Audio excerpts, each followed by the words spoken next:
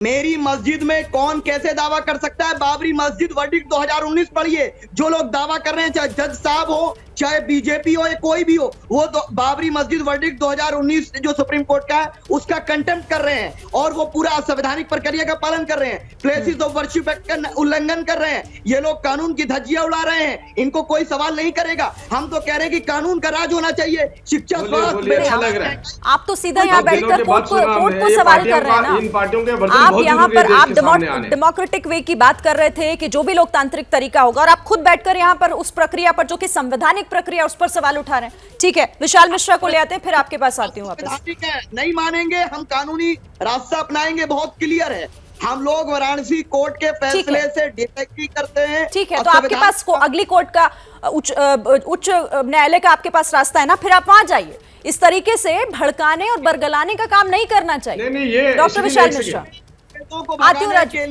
हमने अंग्रेजों को भगाने के लिए भगत सिंह। मैं छोटी सी बात बोलना चाहता हूँ। अगर सरल भाषा में समझाया जाए तो ये जो कानून में जो जज का पेन होता है ना, इनका बेस्ट चले तो ये पेन से को भी चाकू की तरह में इस्तेमाल करें। ये पेन को भी कहीं ना कहीं किसी के पेट में घोंपने के लिए यूज कर लेंगे। तो इससे देखिए किस तरीके के वर्जन आ रहे हैं। एक तरफ कह रहे हैं कानून की पालना करेंगे, दूसरी तरफ कह रहे हैं सड़कों पर उतरेंगे, तीसरी तरफ ये जजेस के ऊपर भी उंगली उठा रहे हैं, जजमेंट के ऊपर भी उंगली उठा रहे हैं। अरे भाई, आप हैं कहाँ पे, ये तो बताइए। लड़ेंगे इंसाफ के लिए। नहीं तो इंसाफ का रास्ता क्या होगा? इंसाफ का रास्ता कौन तय करेगा? हमारे देश में कोर्ट तय करती है ना। हमारे देश में कोर्ट तय करती है ना कि क्या इंसाफ है, किसको किस तरह से न्याय मिले। आप और हम बैठ के तो तय नहीं करते ना शादाब। ठीक है, मैं डॉक्टर विशाल मिश्रा से 1 मिनट, अब डॉक्टर विशाल मिश्रा को भी सुन लीजिए। डॉक्टर विशाल मिश्रा, देखिए सिरीन जी, ये देखिए जरा आयरनी तो देखिए कि एक तरफ तो संविधान की बात करते हैं, कानून की बात करते हैं, और दूसरी तरफ उसी संविधान को नहीं मानना, उसी कानून को नहीं मानना। अरे ये देश संविधान से चलेगा, कानून से चलेगा, कोर्ट से चलेगा, या नफरत फैलाने वालों गैंग के आधार पर चलेगा? मुझे आप बताइए, ये किस प्रकार के बयान देकर मुस्लिम पक्ष को भड़काया जा रहा है? एक हाथ में AIMIM के नेता संविधान की बात करते हैं और दूसरी तरफ से उसी संविधान के तहत जो न्यायपालिका का गठन हुआ है, उसी न्यायपालिका के निर्णय को नहीं मानेंगे। सुप्रीम कोर्ट का वर्डिक्ट पढ़ना पड़ेगा सर। और दूसरी बात ये, सुप्रीम कोर्ट का वर्डिक्ट पढ़ना पड़ेगा। आपकी बातें चल रही है, आपके बीजेपी की दोनों कंटेम्प्ट ऑफ कोर्ट है। 1669 में अप्रैल में औरंगजेब का जो फरमान था वो जो है किसी से छिपा है? आज भी तो वो कलकत्ता के एशियाटिक सोसाइटी में सुरक्षित रखा है ना। तो न्यायपालिका सभी चीजों का संज्ञान लेगी ना। मैं आपसे पूछना चाहता हूँ, कौन से मस्जिद में हिंदू प्रतीकों का उपयोग होता है? आप हमको बताइए ना। और हमारे यहाँ तो स्कंद पुराण में लिखा हुआ है साफ साफ कि विश्वेश्वरा भवनम समायाता स्वेष्टवत ज्ञानवापी पुरोभागे महाभगवते था। हमारा स्कंद पुराण सबसे प्राचीन है कि औरंगजेब का काल सबसे प्राचीन है? जो आक्रांता आए, मुगल आक्रांता, हमारे मंदिरों को तोड़ा, हमारे सनातन संस्कृति का अपमान किया, हमारे यहाँ जजिया लगाया। अपने आप को उनसे क्यों नहीं अलग करते? मैं ये पूछना चाहता हूँ, अपने आप को उनसे क्यों नहीं अलग करते?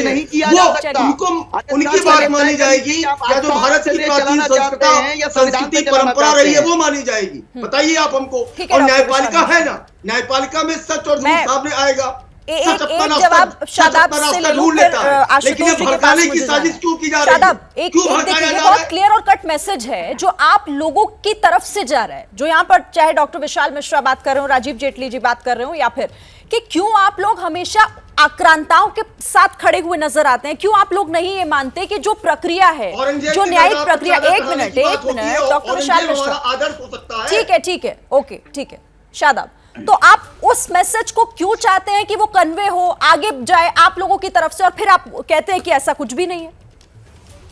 मैडम, पहले तो मैं अभी जो बोल रहे थे मिश्रा जी उनको बताऊं, बार बार वो आस्था की बात कर रहे थे। देश संविधान से चलेगा सर, और जब संविधान से चलेगा तो बाबरी यही बात तो मैं आपसे कहता हूँ कि जब इम्प्लीमेंट करना पड़ेगा अगर संविधान से चलेगा।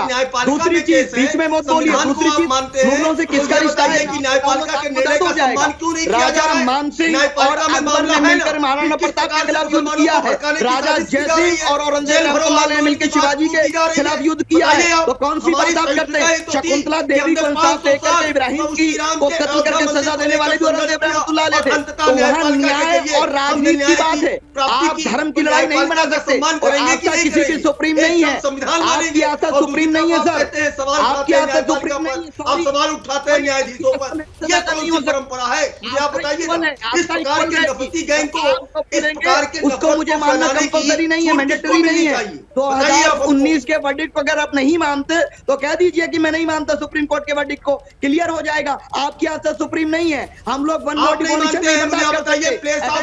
एक्ट की बात करते हैं, सुन लीजिए, बात कान खोल करके सुन लीजिए, पूरे देश के सामने शांतिपूर्ण। शादाब चौहान, डॉक्टर विशाल मिश्रा एक करके बात रखिए प्लीज। इसका भी तो न्यायिक पुनरावलोकन किया जा सकता है। बीच में बोल रहे मैं तो शांति से रख रहा हूं। ठीक है डॉक्टर विशाल मिश्रा, मानने की डेट मानने की एक नहीं परंपरा होनी चाहिए। आस्था किसी की भी हो उसका ख्याल रखा जाना चाहिए और उसका सम्मान करना चाहिए। आपकी आस्था ऊपर, मेरी आस्था नीचे, ऐसा नहीं होता। ठीक है, चलिए अब मैं आशुतोष वर्मा कुछ कहना चाह रहे हैं, बहुत देर से उनको सुन लेते हैं। आशुतोष वर्मा।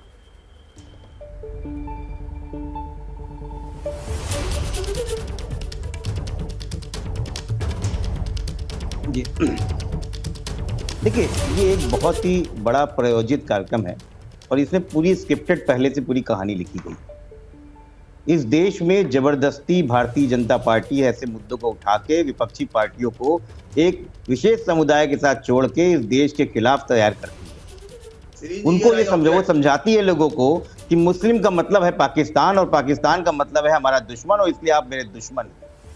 और उनको समझना चाहिए कि इस देश में जितनी बार भी न्यायपालिका ने मेरी बात पूरी नहीं होगी, मेरी बात पूरी हो जाएगी। डॉक्टर विशाल मिश्रा पहले पूरी बात सुनिए। एक मिनट डॉक्टर विशाल मिश्रा पूरी बात सुनिए पहले, फिर जवाब दीजिए। विशाल जी रुक जाइए। हमारे लिए भगवान परशुराम और हमारे लिए नहीं, चुनाव के पहले ही तो आपको शाम मूर्ति की देखिए, चिल्लपो करने से अगर चिल्लपो करना है बैठ के, अगर आपको चिल्लपो करना है, आपको लगातार बोलेंगे आप तो आपको कोई सुन नहीं पाएगा। बात सुनिए, तार्किक बात, बाकी मेहमानों को सुन लीजिए। हाँ तो क्यों आप परेशान हैं? अरे आप डीयू के प्रोफेसर, आप चुनाव में क्यों जा रहे हैं? जल्दी अपनी बात पूरी कीजिए। आप डीयू के प्रोफेसर हैं तो बड़ी मुश्किल ना आपकी बात मुझे समझ में आएगी।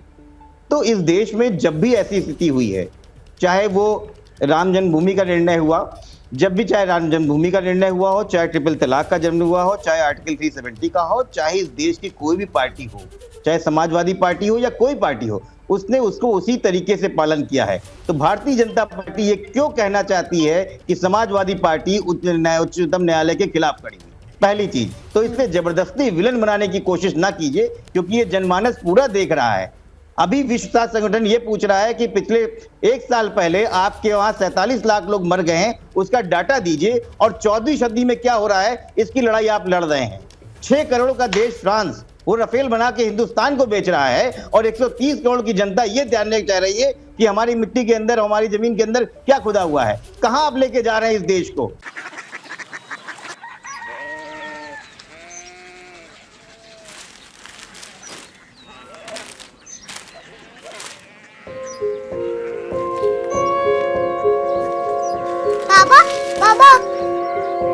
कोरिया सिटी जानी ना?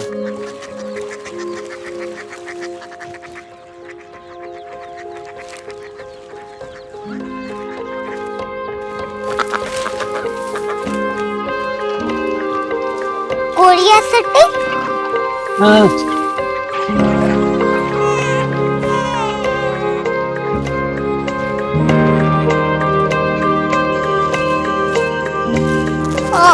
कोरिया सिटी कहाँ पे है? शहर अंग्रेजी लगे हैं।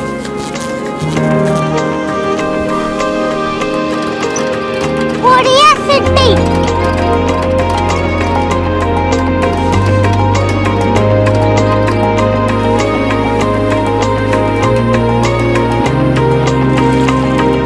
वो बहुत दूर है।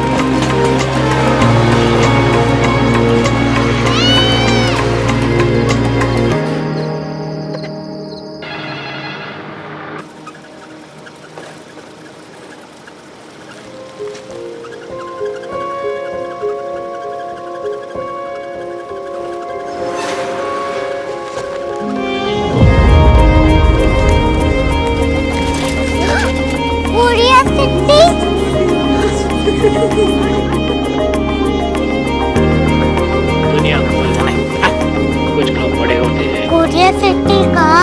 प्रोफेसर साहब को पता होगा। हो, ये छोटा वाला ग्लोब लगता है और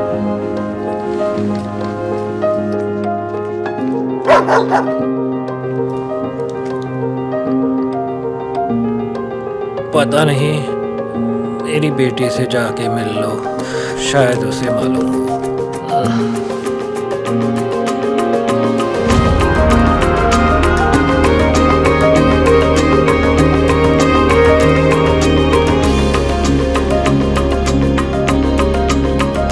हाय, बाबा ने भेजा है। Come here. Korea city. Korea city नहीं, क्यूरियोसिटी। वो क्या? That's what brought you here? जो तुम्हें यहाँ तक ले आया। क्यूरियोसिटी।